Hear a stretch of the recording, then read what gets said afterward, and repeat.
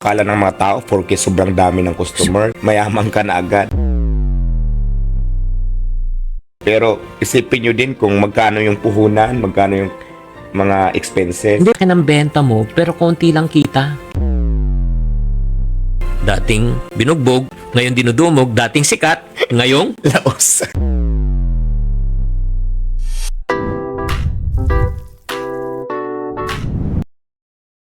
So ngayon, bibigyan kita ng pagkakataon. Anong gusto mong tanungin naman sa diskarte mo sa pagbangon mo muli? Ayan, paano ba yumaman?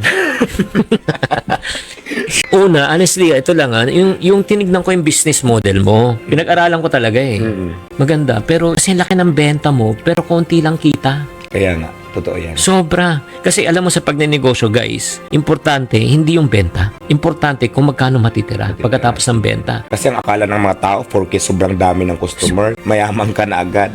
Pero isipin nyo din kung magkano yung puhunan, magkano yung mga expenses. Hindi, mali ang costing mo eh. Honestly, sa 100 pesos talaga na pares, limited rice, may lechon kawali, tapos may free soft drinks. Yes. Lugi talaga. Ang kikitain mo lang doon, siguro anong bilang-bilang ako, maka 5 to 10%.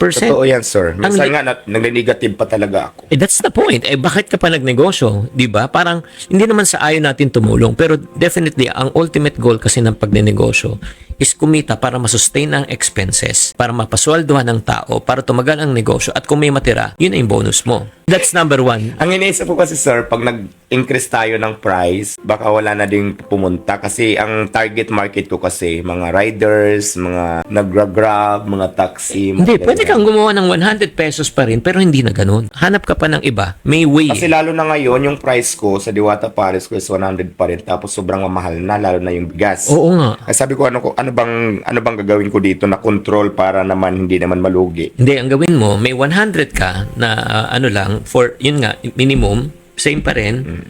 Pero may 150 ka na unlimited. Mas malaki. Sa bagay. Kasi ang karamihan talaga ngayon base sa experience ko na din. Gusto nila yung 100 kasi parang affordable talaga sa kanila at saka busog na busog sila kasi only rice, only sabaw, tapos may soft drinks ka pa. Siguro kung 100 tapos hindi siya only rice, yan, kikita pa ako dyan.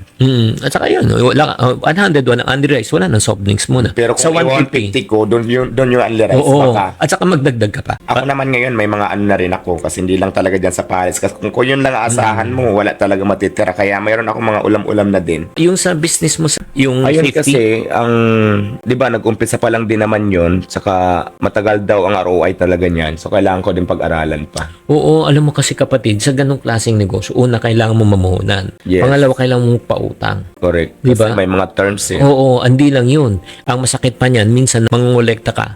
Tapos, ang mangyayari niyan, hindi ka pa babayaran on time. Or if not naman, tatakbuhan ka pa. Kaya mag-isip ka, bago mo pasukan yan.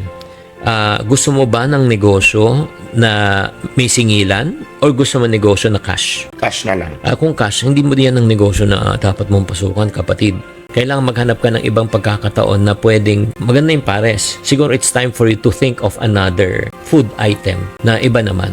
Kasi alam mo na yung sistema eh. Kasi, di ba? Tama. Ba't ka magbabago ng bagong sistema? Yan hindi ko magets ng ibang tao eh. So ngayon, nagkamali ka na. Ulitin ko, dating binugbog, ngayon dinudumog, dating sikat, ngayong Laos. oo. Tapos, ngayon, bumabangon. Mabangon. Sa totoo lang, mahirap talaga. Humahanga ako sa'yo na inadmit mo na nagkamali ka.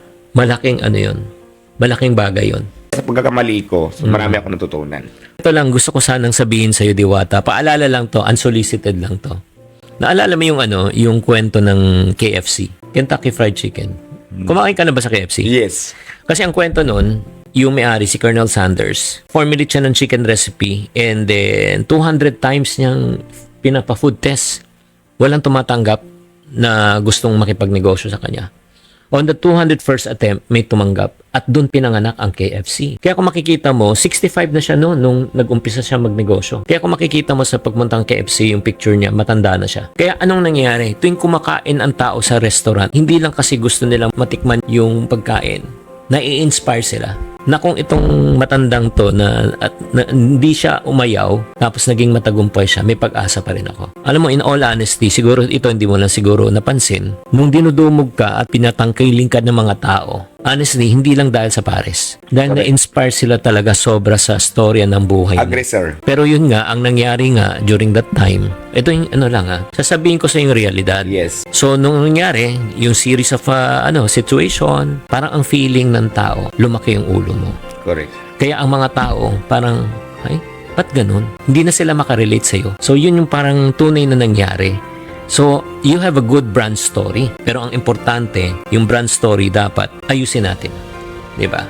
Kaya ngayon, dating binugbog, dinumog, dating sikat, Laos. laos.